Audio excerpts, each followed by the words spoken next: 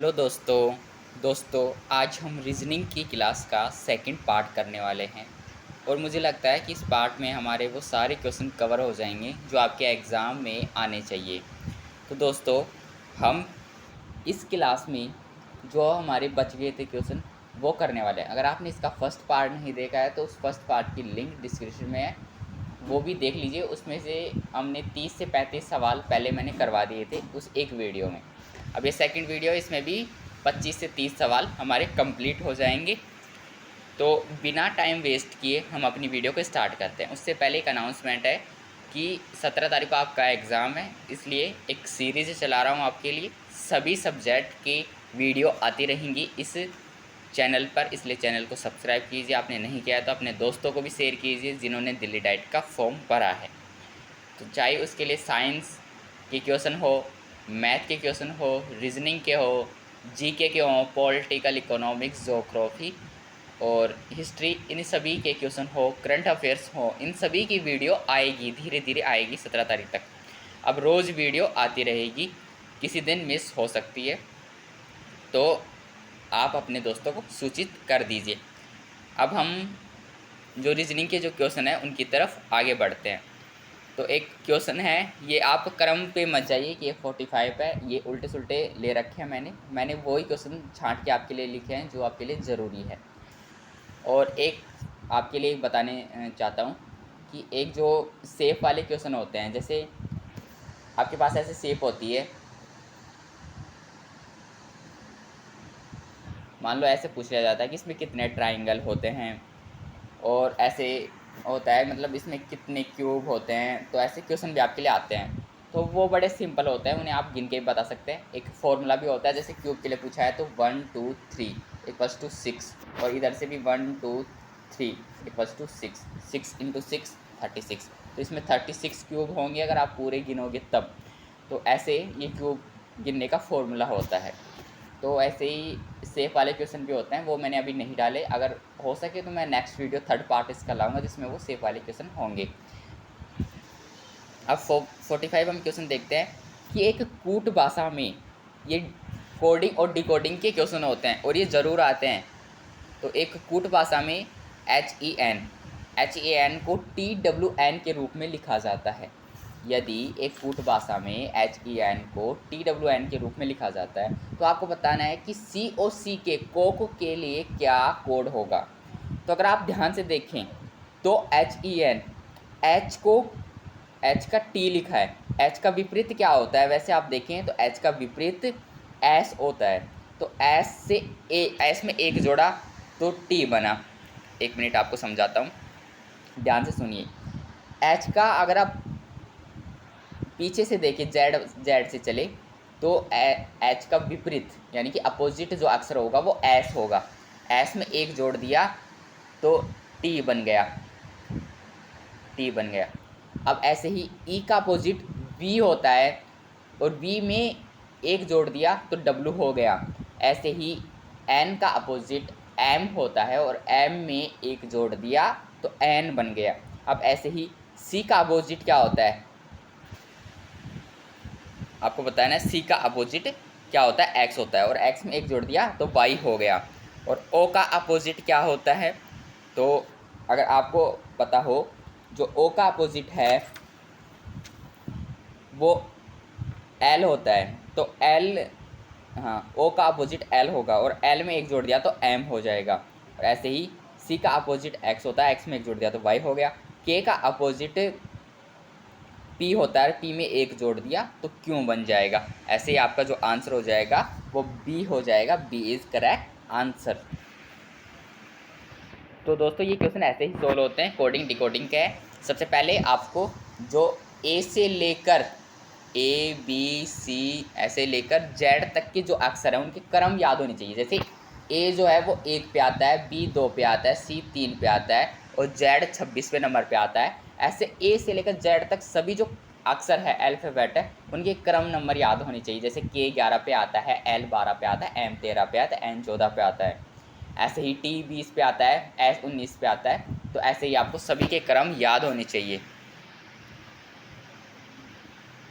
अब 46 क्वेश्चन देखिए वैसे ही कोडिंग और डिकोडिंग का सेम है।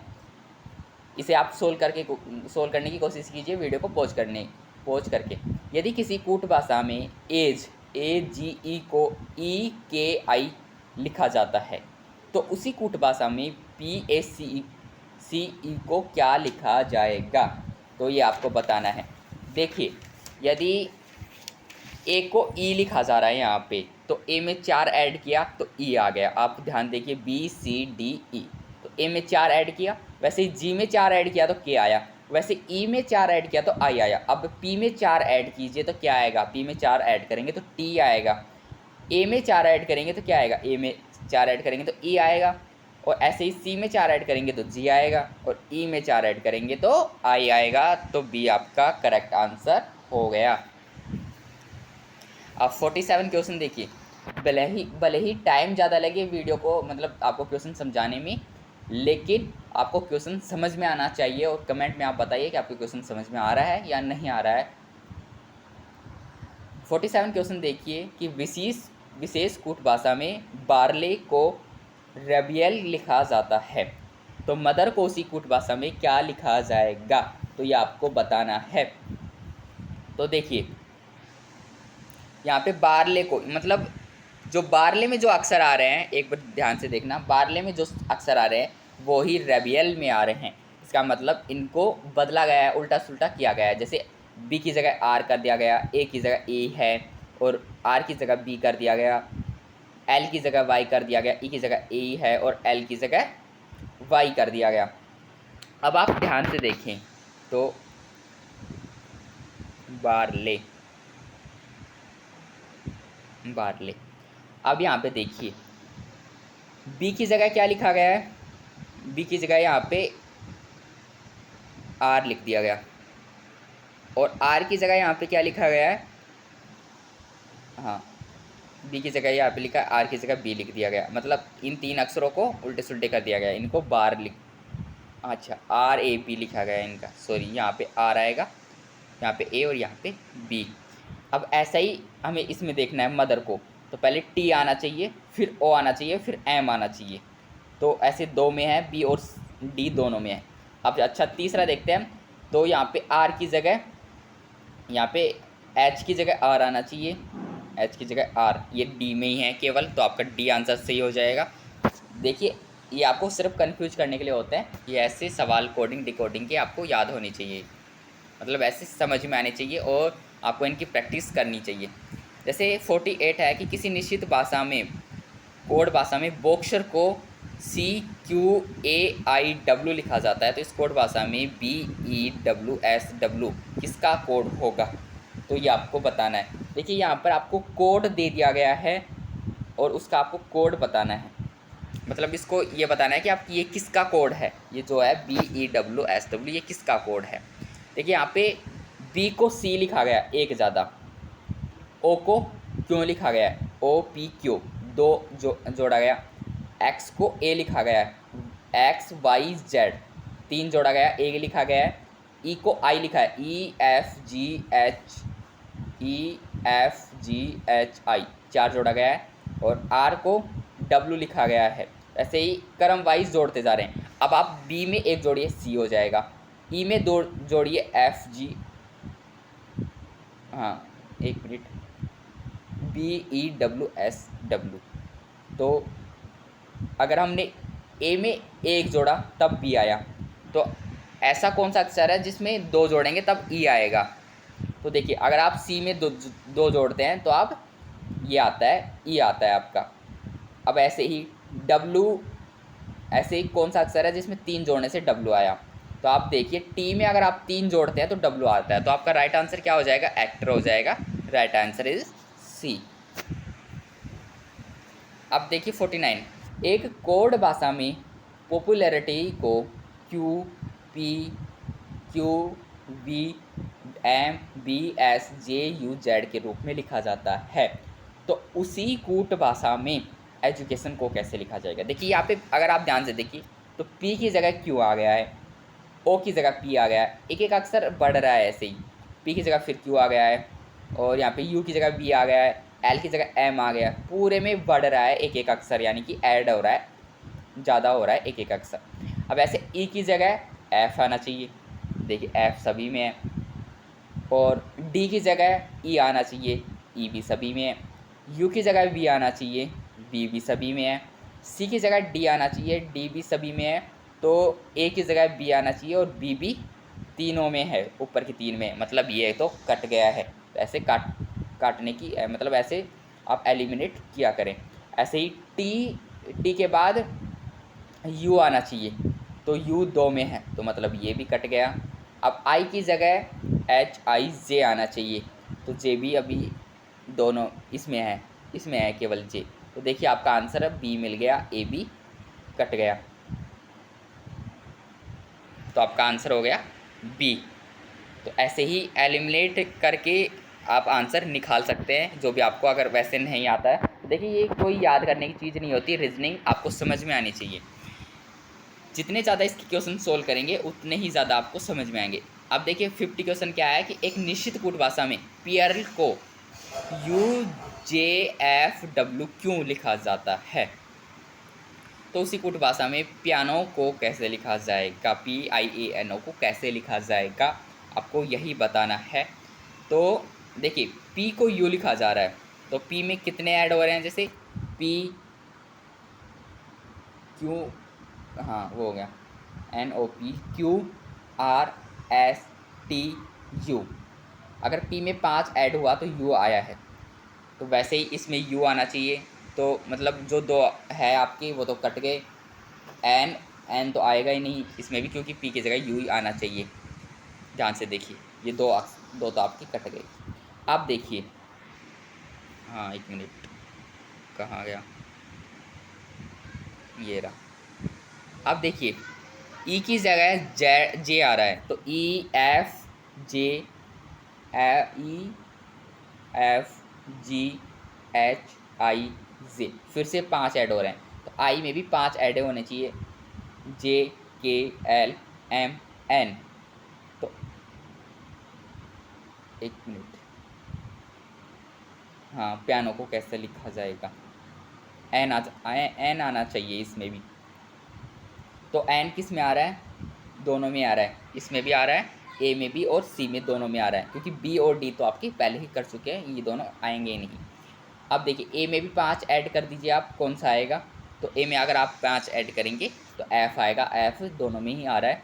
ऐसे एन में आप 5 ऐड कर दीजिए, तो एन में 5 ऐड करेंगे तो O P Q R S S आएगा इसमें, तो आपका जो आंसर है वो ए ही हो जाएगा, ए इज़ करेक्ट आंसर। देखिए 51, देखिए किसी कुट भाषा में कैरी को XZII लिखा जाता है, तो उसी कुट भाषा में ब्रिंग को कैसे लिखा जाता है।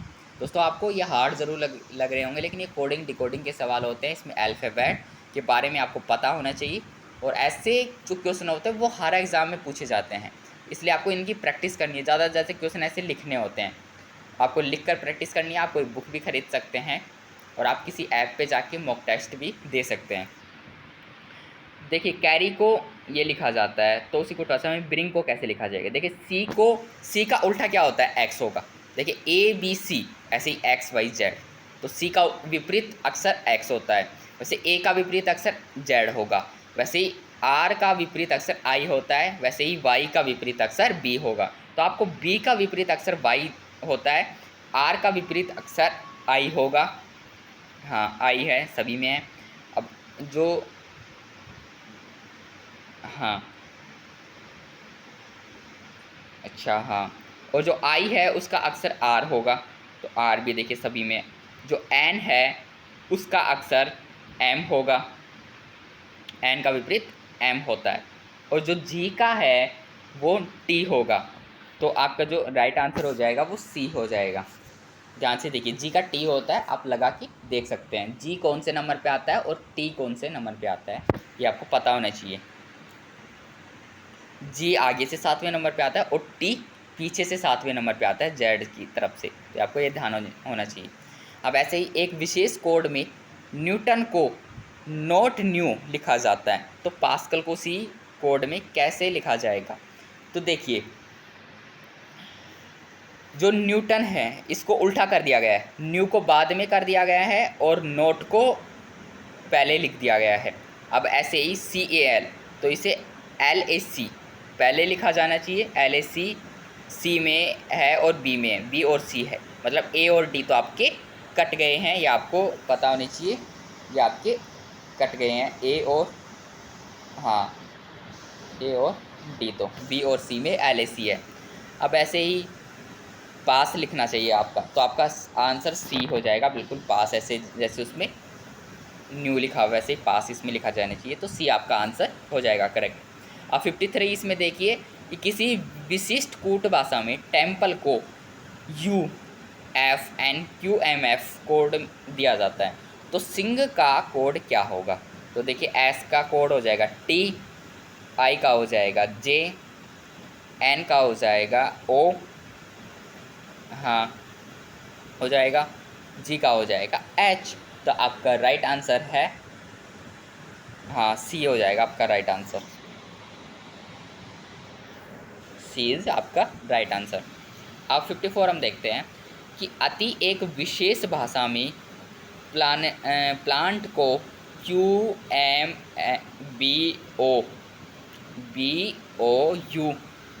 के रूप में लिखा जाता है, तो टोयोटो को कैसे लिखा जाएगा?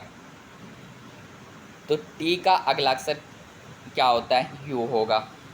वैसे ही O का अगला अक्षर क्या होगा? P होगा। O का अगला अक्षर क्या होता है? P होता है। और Y का अगला अक्षर Z होता है। ऐसे O का अगला अक्षर P होगा और T का अगला अक्षर U होगा और A का B होगा। सिंपल सिंपल है, बस आगे आगे आगे वर्ड एक जोड़ दिया जाता है, दो जोड़ दिया जाता है, ऐसे वर्ड होते हैं इसमें अल्फ़ाबेट वाले में। वैसे सिंपल होते हैं इसके क्वेश्चन, बिल्कुल कोडिंग डिकोडिंग के। यदि बर्बल को कोड भाषा में रिब लैब के रूप में लिखा जाता है, तो उस कोड में डीजल कैसे लिखा जाएगा? तो बर्बल यानी कि BIR, इसे उल्टा कर दिया गया RIB, और आगे के जो BAL है उसे LAB कर दिया गया। अब आपको DIE को EID लिखा जाना चाहिए, तो EID किस में है? A और D में है, B और C तो आपके कट गए हैं। अब SEL को LES लिखा जाना चाहिए, तो LES आपका किस में है? केवल D में है, तो आपका 15 का वो 55 का D आंसर हो जाएगा। बस देखिए कितने सिंपल क्वेश्चन है। अब देखिए, अब थोड़े हार्ड किस्म के क्वेश्चन आइए, अब इनको आपको नज़र मारना है। देखिए, यदि प्लस का अर्थ क्या है?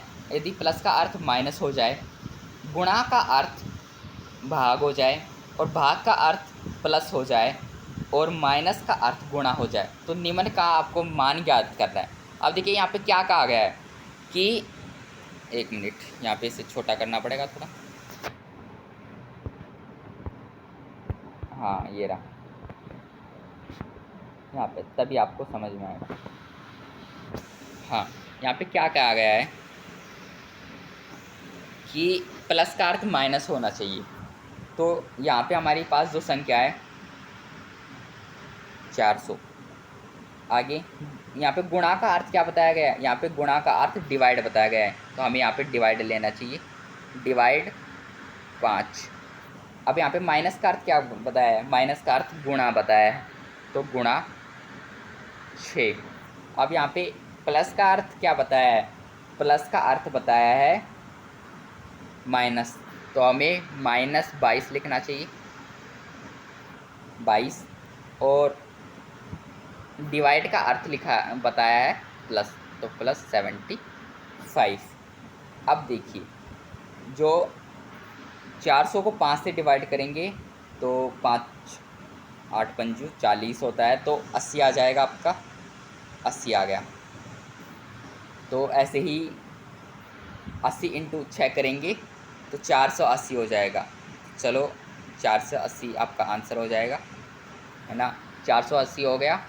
अब जो है +75 कर देंगे और -22 कर देंगे, तो ऐसे अगर आपका आंसर करेंगे तो आपका जो आंसर आ रहा है वो 53 आएगा, वो 533।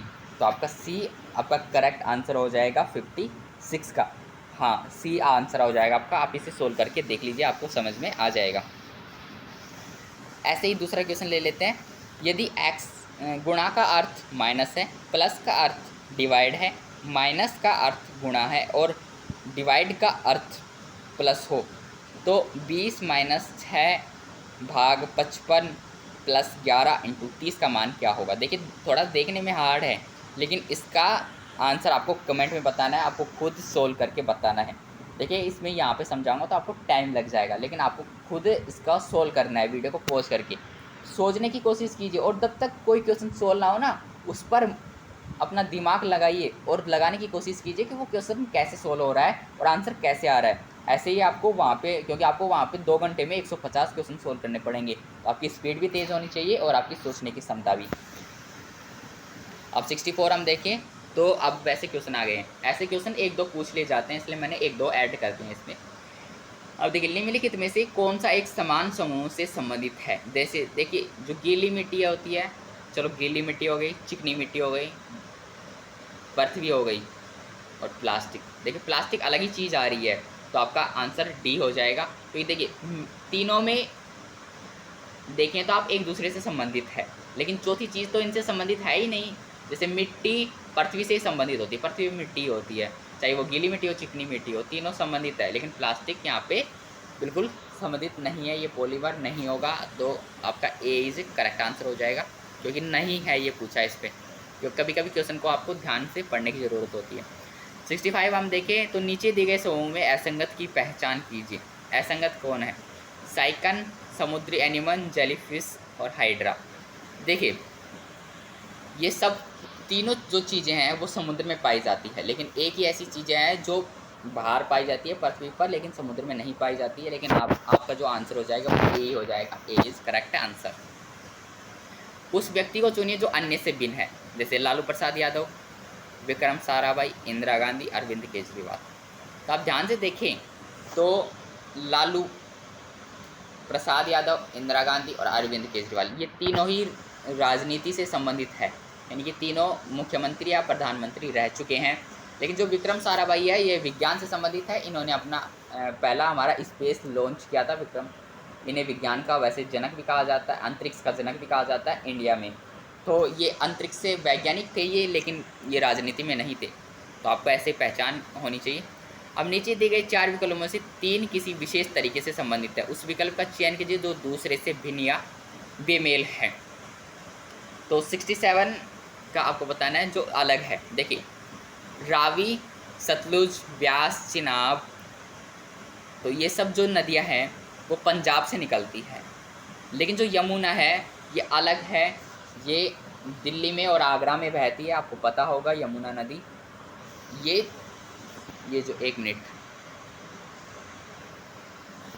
सतलुज, रावी, चिनाब ये एक संगम की है, एक साथ पंजाब से सिंध की तरफ जाती है, पाकिस्तान की तरफ। लेकिन जो यमुना है ये दिल्ली से बहती है, ये अलग है इन तीनों से। तो आपको पता होनी चाहिए, तो आपका आंसर डी हो जाएगा। अब देखिए यदि ए का 1 होता है, मतलब जो अक्षर है हमारा ए अल्फ़ाबेट का, उसको हम 1 से दर्शाते हैं। PAT को अगर इनके क्रम को जोड़ दिया जाता है तो 37 होता है। अब देखिए कैसे।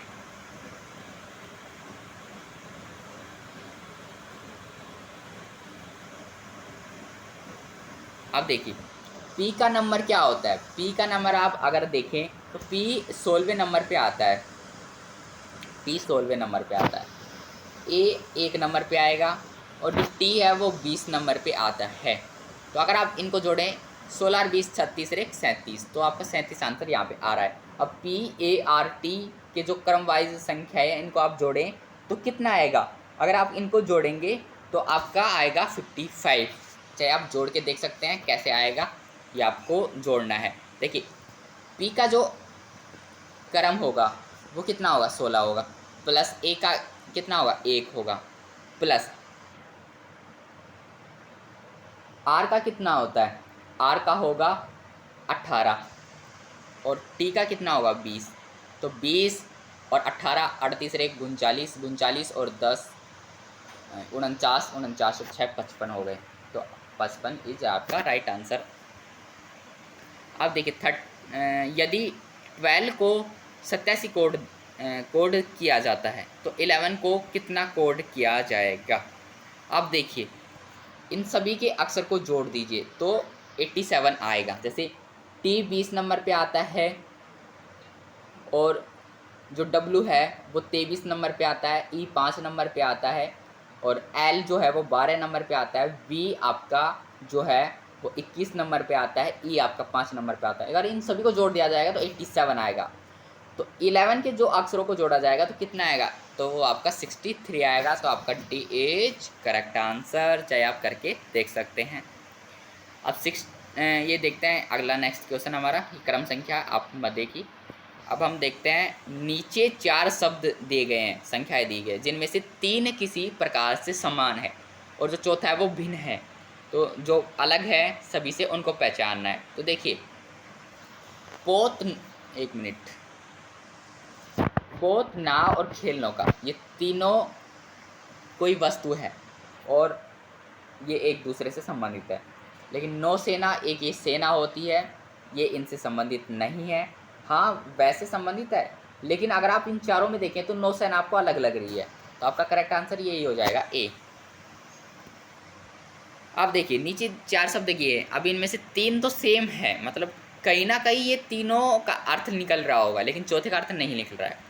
देखिए पणजी किसकी कैपिटल है, गोवा की। भोपाल किसकी कैपिटल है, एमपी की यानी कि मध्य प्रदेश की।